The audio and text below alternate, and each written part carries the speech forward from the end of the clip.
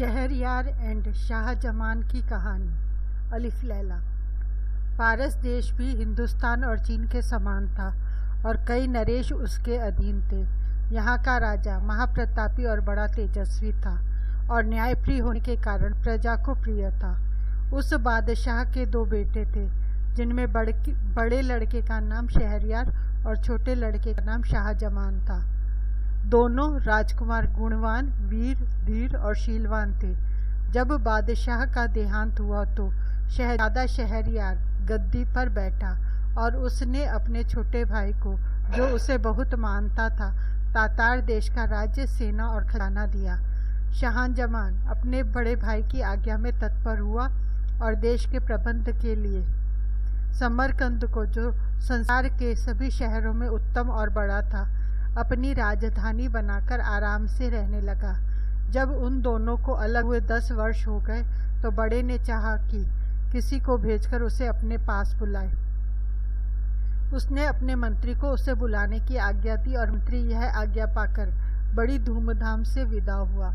जब वह समरकंद शहर के समीप पहुंचा तो शाहजमां यह समाचार सुनकर उसकी आगवानी को उसने अपने मंत्री को उसे बुलाने की आज्ञा दी और मंत्री यह आज्ञा पाकर बड़ी धूमधाम से विदा हुआ। जब वह समरकंद शहर के समीप पहुंचा तो शाहजमां यह समाचार सुनकर उसकी आगवानी को सेना लेकर अपनी राजधानी से रवाना हुआ और शहर के बाहर पहुंचकर मंत्री से मिला। वह उसे देखकर प्रसन्न हुआ। शाहजमां अपने भाई शहरयार का कुशल क्षेम पूछने लगा। मंत्री ने शाहजमान को दंडवत कर उसके भाई का हाल कहा। वह मंत्री बादशाह शहरयार का परम आज्ञा पालक था और उससे प्रेम करता था। शाहजमान ने उससे कहा कि भाई, मेरे अग्रज ने तुम्हें मुझे लेने को भेजा। इस बात से मुझको अत्यंत हर्ष हुआ। उनकी आज्ञा मेरे शिरोधार्य है। अगर भगवान ने चाहा तो 10 दिन में यात्रा की तैयारी करके और शासन में अपना प्रतिनिधि नियुक्त कर तुम्हारे साथ चलूँगा। तुम्हारे और तुम्हारी सेना के लिए खाने पीने का प्रबंध सब यहीं हो जाएगा। अतएव तुम इसी स्थान पर ठहरो। अतएव उसी स्थान पर खाने पीने आदि की व्यवस्था कर दी गई और वे वहाँ रहे। इस अवसर पर बादशाह ने यात्रा की तैयारियां की और अपनी जगह अपने विश्वास पात्र मंत्री को नियुक्त किया। एक दिन सायं अपनी बेगम से, जो उसे अति प्रिय थी, विदा ली और अपने सेवकों और मुसाहिबों को लेकर समरकंद से चला और अपने खेमे में पहुंचकर मंत्री के साथ बातचीत करने लगा। आधी रात होने पर उसकी इच्छा हुई कि एक बार बेगम से फिर मिल आऊं। वह सबसे छुपकर अकेला ही महल में पहुंचा। बेगम को उसके आने का संदेह तक न था। वह अपने एक तुच्छ और कुरूप सेवक के साथ सो रही थी।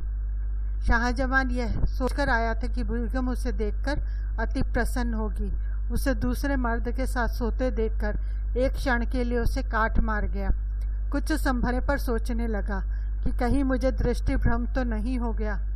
लेकिन भली भांति देखने पर भी जब वही बात पाई तो सोचने लगा, यह कैसा अनर्थ है कि मैं अभी समरकंद नगर की रक्षा भित्ति से बाहर भी नहीं निकला और ऐसा कर्म होने लगा। वह क्रोध अग्नि में जलने लगा और उसने तलवार निकालकर ऐसे हाथ मारे कि दोनों के सिर कटकर पलंग के नीचे आ गए। इसके बाद दोनों शवों को पिछवाड़े की खिड़की से नीचे गड्ढे में फेंक कर वह अपने खेमे में वापस आ गया। उसने किसी से रात की बात न बताई। दूसरे दिन प्रातः ही सेना चल पड़ी। उसके साथ के और सब लोग तो हंसी खुशी रास्ता काट रहे थे, किंतु शाहजमान अपनी बेगम के पाप कर्म को याद करके दुखी रहता था और दिनों दिन उसका मुंह पीला पड़ता जाता था। उस सारी यात्रा इसी कष्ट में बीती। जब वह हिंदुस्तान की राजधानी के समीप पहुंचा और शहरयार ने यह सुना तो वह अपने सारे दरबारियों को लेकर शाहजमान की अभ्यर्थना के लिए आया। जब दोनों एक दूसरे के पास पहुंचे तो अपने अपने घोड़े से उतरकर गले मिले और कुछ देर तक एक दूसरे की कुशल क्षेम पूछकर बड़े समारोह पूर्वक रवाना हुए। शहरयार ने शाहजमान को उस महल में ठहराया जो उसके लिए पहले से सजाया गया था और जहाँ से उद्यान दिखाई देता था। वह महल बड़ा और राजाओं के स्वागत योग्य था। फिर शहरयार ने अपने भाई से स्नान करने को कहा। शाहजमान ने स्नान करके नए कपड़े पहने और दोनों भाई महल के मंच पर बैठकर देर तक वार्तालाप करते रहे। सारे दरबारी दोनों बादशाहों के सामने अपने अपने उपयुक्त स्थान पर खड़े रहे। भोजनोपरांत भी दोनों बादशाह देर तक बातें करते रहे। जब रात बहुत बीत गई तो शहरयार अपने भाई को आतिथ्य गृह में छोड़कर अपने महल को चला गया। शाहजमान फिर शोकाकुल होकर अपने पलंग पर आंसू बहाता हुआ लौटता रहा। भाई के सामने वह अपना दुख छुपाए रहा, लेकिन अकेला होते ही उस पर वही दुख सवार हो गया और उसकी पीड़ा ऐसी बढ़ गई जैसे उसकी जान लेकर ही छोड़ेगी। वह एक क्षण के लिए भी अपनी बेगम का दुष्कर्म भुला नहीं पाता था। वह अक्सर हाय हाय कर उठता और हमेशा ठंडी सांसें भरा करता। उससे रातों को नींद नहीं आती थी। इसी दुख और चिंता में उसका शरीर धीरे धीरे घुलने लगा। शहरयार ने उसकी यह दशा देखी तो विचार किया कि मैं शाहजमान से इतना प्रेम करता हूँ और उसकी सुख सुविधा का इतना ख्याल करता हूँ, फिर भी सदैव ही उसे शोक सागर निमग्न देखता हूँ। मालूम नहीं इसे अपने राज्य की चिंता खाई जाती है या अपनी बेगम का विछोह सताता है। मैंने इसे यहाँ बुलाकर बेकार ही इसे शोक संताप में डाल दिया। अब उचित होगा कि इसे समझा बुझाकर और उत्तमोत्तम भेंट वस्तुएं देकर समरकंद वापस भेज दूं, ताकि इसका दुख दूर हो सके। यह सोचकर उसने हिंदुस्तान देश की बहुमूल्य वस्तुएं थालों में लगाकर शाहजमान के पास भेजी और उसका जी बहलाने के लिए तरह तरह के खेल तमाशे करवाए। लेकिन शाहजमान की उदासी कम नहीं हुई, बल्कि बढ़ती ही गई। फिर शहरयार ने अपने दरबारियों से कहा कि सुना है यहाँ से 2 दिनों की राह के बाद एक घना जंगल है और वहाँ अच्छा शिकार मिलता है, इसलिए मैं वहाँ शिकार खेलने जाना चाहता हूँ। तुम लोग भी तैयार होकर मेरे साथ चलो और शाहजमान से भी चलने को कहो, क्योंकि शिकार में उसका जी लगेगा और उसका चित्त प्रसन्न होगा। शाहजमान ने निवेदन किया कि मेरी तबीयत ठीक नहीं है, इस कारण मुझे शिकार जाने से माफ़ करें। शहरयार ने कहा, अच्छी बात है, अगर तुम्हारा यहीं रहने को जी चाहता है तो रहो, लेकिन मैं तैयारी कर चुका हूँ। मेरे अपने भृत्यों के साथ शिकार के लिए जाता हूँ। शहरयार के जाने के बाद शाहजमान ने अपने निवास स्थान के द्वार अंदर से बंद कर लिया और एक खिड़की पर जा बैठा। वहाँ से शाही महल का उद्यान दिखाई देता था। शाहजमान सुवासिक पुष्पों और पक्षियों के कलरव से अपना जी बहलाने लगा, लेकिन मकान और बाग की शोभा से जी बहलाने पर भी उससे अपनी पत्नी के दुराचार की कचोट बनी रहती। जब संध्या हुई तो शाहजमान ने देखा कि राजमहल का एक चोर दरवाज़ा खुला और उसमें से शहरयार की बेगम 20 अन्य स्त्रियों के साथ निकली। वे सब उत्तम वस्त्रों और अलंकारों से शोभित थी और इस विश्वास के साथ कि सब लोग शिकार पर चले गए हैं, बाग में आ गई। शाहजमान खिड़की में छुपकर बैठ गया और देखने लगा कि वे क्या करती हैं। दासियों ने उन लबादों को उतार डाला जो पहनकर वे महल से निकली थी। अब उनकी सूरत स्पष्ट दिखाई देने लगी। शाहजमान को यह देखकर आश्चर्य हुआ कि जिन 20 को उसने स्त्री समझा था उनमें से 10 हबशी मर्द थे। उन 10 ने अपनी अपनी पसंद की दासी का हाथ पकड़ लिया। सिर्फ बेगम बगैर मर्द की रह गई। फिर बेगम ने आवाज़ दी, मसूद मसूद। इस पर एक रिष्ट पुष्ट हबशी युवक जो उसकी आज्ञा की प्रतीक्षा में था एक वृक्ष से उतरकर बेगम की ओर दौड़ा और उसका हाथ पकड़ लिया। उन 11 हबशियों ने 10 दासियों और बेगम के साथ क्या किया उसका वर्णन मैं लज्जावश नहीं कर सकूंगा।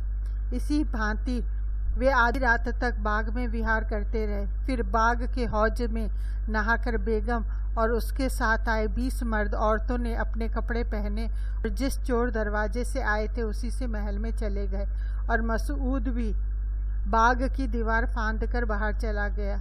यह कांड देखकर शाहजमान को घोर आश्चर्य हुआ। उसने सोचा कि मैं तो दुखी हूँ ही, मेरा बड़ा भाई मुझसे भी अधिक दुखी है। यद्यपि वह अत्यंत शक्तिशाली और वैभवशाली है, तथापि इस दुष्कर्म को रोकने में असमर्थ है। फिर मैं इतना शोक क्यों करूं, जब मुझे मालूम हो गया कि यह नीच कर्म संसार में अक्सर ही होता है। तो मैं बेकार ही स्वयं को शोक सागर में डुबोए दे रहा हूँ। यह सोचकर उसने सारी चिंता छोड़ दी और साधारण रूप से रहने लगा। पहले उसकी भूख मिट गई थी, अब वह जाग गई और वह नाना प्रकार के स्वादिष्ट व्यंजन मंगाकर खाने लगा और संगीत नृत्य आदि का आनंद लेने लगा। जब शहरयार शिकार से लौटा तो शाहजमान ने बड़ी प्रसन्नता पूर्वक उसका स्वागत किया। शहरयार ने उसे शिकार किए हुए बहुत से जानवर दिखाए और कहा कि बड़े खेद की बात है कि तुम शिकार पर नहीं गए, वहाँ बड़े आनंद की जगह है। शाहजमान बादशाह की हर बात का हंसी खुशी उत्तर देता था।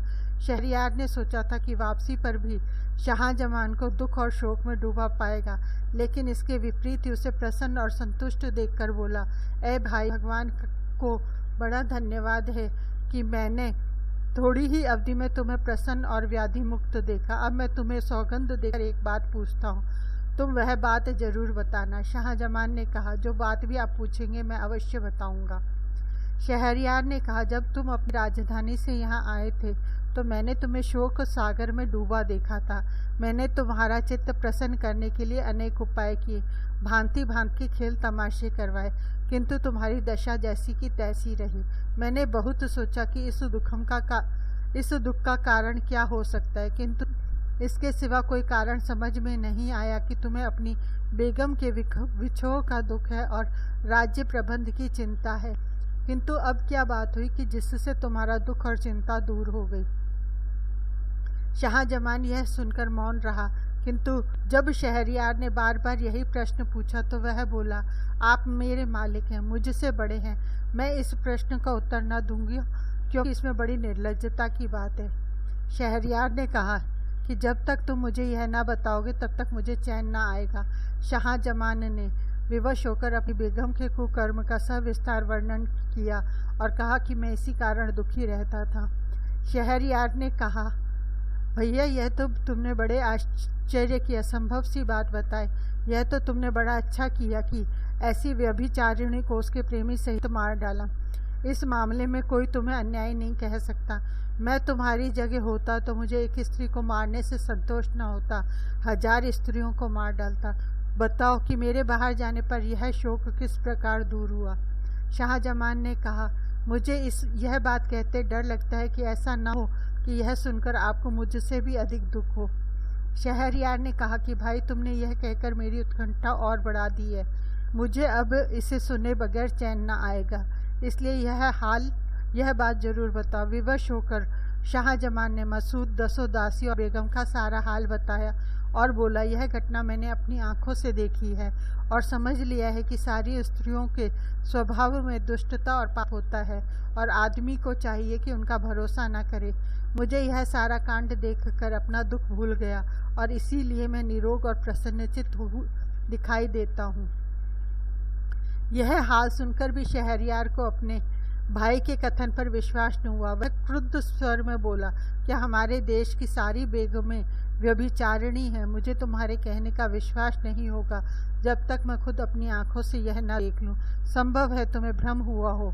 शाहजमान ने कहा, भाई साहब, आप खुद देखना चाहते हैं तो ऐसा कीजिए कि दोबारा शिकार के लिए आज्ञा दीजिए। हम आप दोनों फौज के साथ शहर से कूच करके बाहर चलें, दिन भर अपने खेमों में रहें और रात को चुपचाप इसी मकान में आ बैठें। फिर निश्चय ही आप वह सारा व्यापार अपनी आंखों से देख लेंगे जो मैंने आपको बताया है। शहरयार ने यह बात स्वीकार करके दरबारियों को आज्ञा दी कि कल मैं फिर शिकार को जाऊंगा। अतः दूसरे दिन प्रातःकाल ही दोनों भाई शिकार को चले और शहर के बाहर जाकर अपने खेमों में ठहरे। जब रात हुई तो शहरयार ने मंत्री को बुलाकर आज्ञा दी कि मैं एक जरूरी काम से जा रहा हूँ, तुम फौज के किसी आदमी को यहाँ से जाने न देना।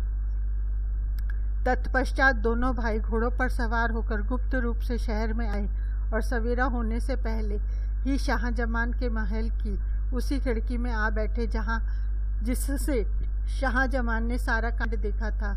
सूर्योदय के पूर्व ही महल का चोर दरवाजा खुला और कुछ देर में बेगम उन्हीं स्त्री वेशधारियों हफ्सियों के साथ वहां से निकलकर बाग में आई और मसूद को पुकारा।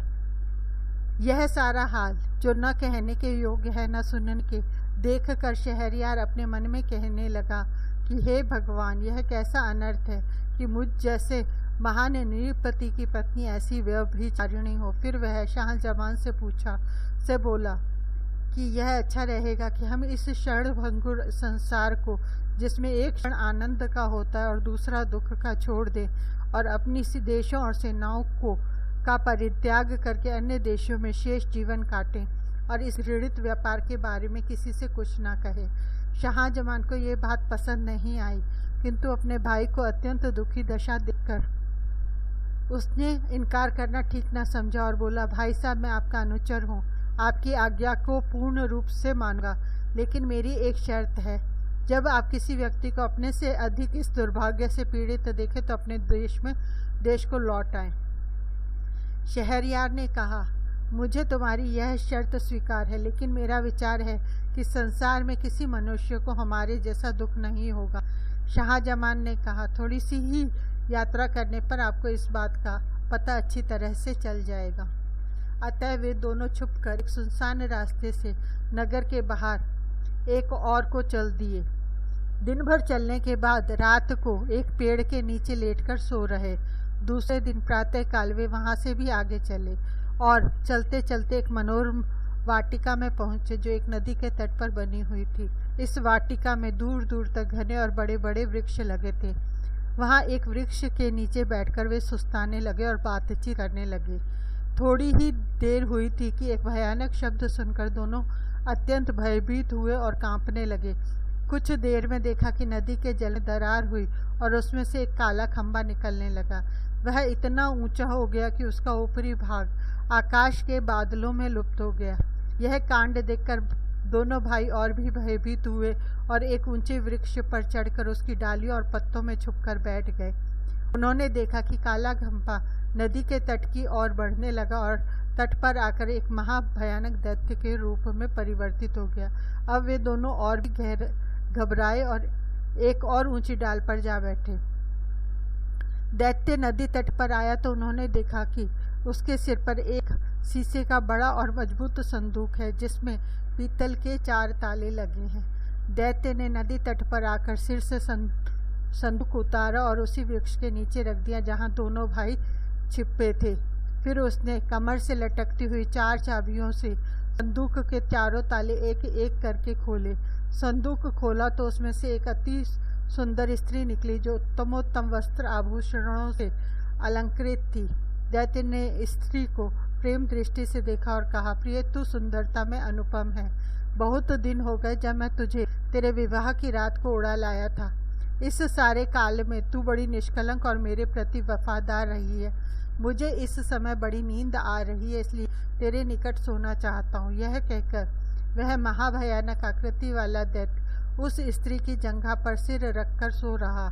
उसका शरीर इतना विशाल था कि उसके पांव नदी के जल को छू रहे थे। सोते समय उसकी सांस का स्वर ऐसा हो रहा था जैसे बादल गरज रहे हों। सारा वातावरण उस ध्वनि से कंपायमान हो रहा था। एक बार संयोग से जब स्त्री ने ऊपर की ओर देखा तो उसे पत्तियों में छुपे हुए दोनों भाई दिखाई दिए। उसने दोनों को नीचे उतरने का संकेत दिया। उसके उद्देश्य को समझकर दोनों को भय और बढ़ा। दोनों ने इशारे ही से उससे विनती की कि हमें पेड़ ही पर छुपा रहने दो। स्त्री ने धीरे से दैत्य का सिर अपनी गोद से उतारकर पृथ्वी पर रख दिया और उठकर उनको धैर्य देती हुई बोली कि कोई भय की बात नहीं है, तुम नीचे आओ और मेरे समीप बैठो। उसने यह भी धमकी दी कि अगर न आओगे तो मैं दैत्य को जगा दूंगी और वह तुम दोनों को समाप्त कर देगा। यह सुनकर वे बहुत डरे और चुपचाप नीचे उतर आए।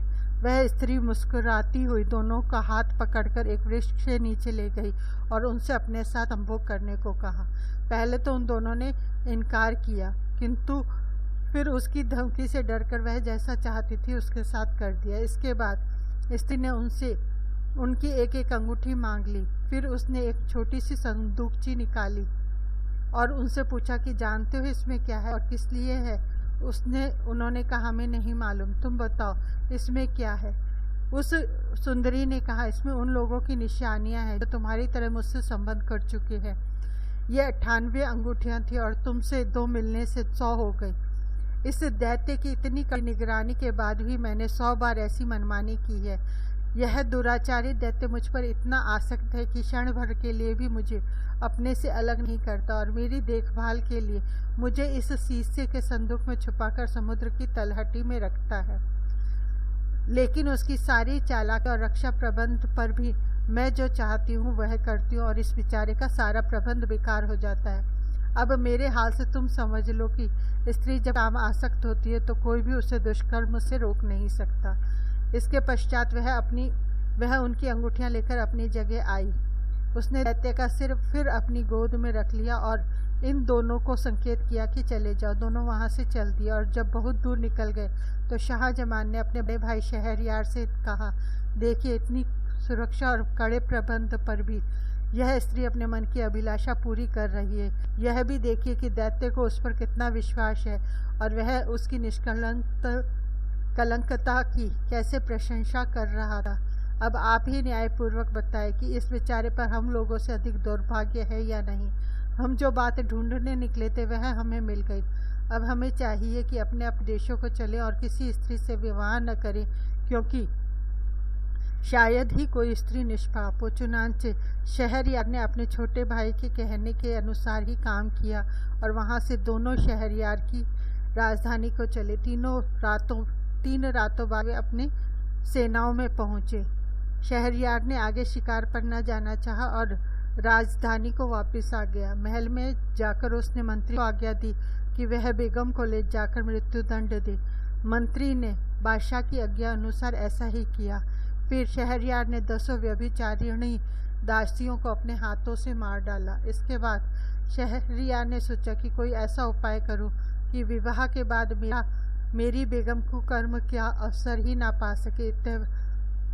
उसने निश्चय किया कि रात को विवाह करूं और सवेरे ही बेगम को मरवा दूं। तत्पश्चात उसने अपने भाई शाहजमान को विदा किया। वह शहरयार की दी हुई अमूल्य भेंटों को लेकर अपनी सेना के साथ समरकंद चला गया। शाहजमान के जाने के बाद अपने प्रधानमंत्री को आज्ञा दी कि वह विवाह हेतु किसी सामंत की बेटी को लाए। प्रधानमंत्री ने एक अमीर की बेटी ला खड़ी की। शहरयार ने उससे विवाह किया और रात भर उसके साथ बिताकर सुबह मंत्री को आज्ञा दी कि इसे ले जाकर मार डालो और रात के लिए फिर किसी सरदार की सुंदरी बेटी मेरी विवाह अर्थ ले आना। मंत्री ने उस बेगम को मार डाला और शाम को एक और अमीर की बेटी ले आए और दूसरे दिन उसे भी ले जाकर मार डाला। इसी प्रकार शहरयार ने सैकड़ों अमीरों सरदारों की बेटियों से विवाह किया और दूसरी सुबह उन्हें मरवा डाला। अब सामान्य नागरिकों की बारी आई। साथ ही इस जघन्य अन्याय की बात सब जगह फैल गई। सारे नगर में शोक, संताप और रोदन की आवाजें उठने लगीं। कहीं पिता अपनी पुत्री की मृत्यु पर आठ आंसू रोता था, कहीं लड़की की माता पछाड़े खाती थी। जो कन्याएं अभी तक बच रही थी उनके माता पिता और सगे संबंधी अत्यंत दुखी रहते थे। कई लोग अपनी बेटियों को लेकर देश छोड़ गए, अन्य देशों में जा बसे। वहां के मंत्री की 2 कुंवारी बेटियां थीं। बड़ी का नाम शहरजाद और छोटी का नाम दुनियाजाद था। शहरजाद अपनी बहन और सहेलियों से अधिक तीक्ष्ण बुद्धि थी। वह जो बात भी सुनती या किसी पुस्तक में देखती उसे कभी नहीं भूलती थी। वार्तालाप के गुण में भी प्रवीण थी। उसे बहुत प्राचीन मनीषियों की आख्यायिकाएं और कविताएं जुबानी याद थी और स्वयं गद्य पद्य रचना में निपुण थी। इन सारे गुणों के अतिरिक्त उसमें अद्वितीय सौंदर्य भी था। एक दिन उसने पिता से कहा कि मैं आपसे कुछ कहना चाहती हूँ, लेकिन आपको मेरी बात माननी होगी। मंत्री ने कहा, यदि तेरी बात मानने योग्य होगी तो मैं अवश्य मानूंगा। शहरजाद ने कहा कि मेरा निश्चय है कि मैं बादशाह को इस अन्याय से रोकूं जो वह कर रहा है, और जो कन्याएं अभी बची हैं उनके माता पिता को चिंता मुक्त कर दूं। मंत्री ने कहा, बेटी, तुम यह हत्याकांड किस प्रकार रोक सकती हो? तुम्हारे पास कौन सा उपाय ऐसा हो सकता है जिससे यह अन्याय बंद हो? शहरजाद बोली, यह आपके हाथ में है। मैं आपको अपनी सौगंध देकर कहती हूँ कि मेरा विवाह बादशाह के साथ कर दीजिए। मंत्री यह सुनकर कांपने लगा और बोला, बेटी, तू पागल हो गई है क्या जो ऐसी वाहियात बातें कर रही है? क्या तुझे बादशाह के प्रण का पता नहीं है? तू सोच समझ कर बात किया कर। तू किस तरह बादशाह को इस अन्याय से रोक सकेगी? बेकार ही अपनी जान गंवाएगी। शहरजाद ने कहा, मैं बादशाह के प्रण को भली भांति जानती हूँ, किंतु अपने इस विचार को किसी प्रकार न छोड़ूंगी। यदि मैं अन्य कन्याओं की भांति मारी गई तो इस असंसार संसार से मुक्ति पा जाऊंगी, और अगर मैंने बादशाह को इस अत्याचार से विमुख कर दिया तो अपने नगर निवासियों का बड़ा हित कर सकूंगी। मंत्री ने कहा, मैं किसी प्रकार तेरी यह इच्छा स्वीकार नहीं कर सकता। मैं तुझे जानते बूझते ऐसी विकट परिस्थिति में कैसे डाल सकता हूँ? अजीब सी बात है कि तू मुझसे कहती है कि मेरी मौत का सामान कर दो। कौन सा पिता ऐसा होगा जो अपनी प्यारी संतान के लिए ऐसा करने का सोच भी सकेगा? तुझे चाहे अपने प्राण प्यारे ना हो, लेकिन मुझसे यह नहीं हो सकता कि तेरे खून से हाथ रंगूं। शहरजाद फिर भी अपनी जिद पर अड़ी रही और विवाह की प्रार्थी रही। मंत्री ने कहा, तू बेकार ही मुझे गुस्सा दिला रही है। आखिर तू क्यों मरना चाहती है? क्यों अपने प्राणों से इतनी रुष्ट है? सुन ले, जो भी व्यक्ति किसी काम को बगैर सोच विचार के करता है उसे बाद में पछताना पड़ता है। मुझे भय है कि तेरी दशा उस गधे की तरह न हो जाए जो सुख से रहता था किंतु मूर्खता के कारण दुख में पड़ा। शहरजाद ने कहा, यह कहानी मुझे बताइए। मंत्री ने कहानी सुनाई।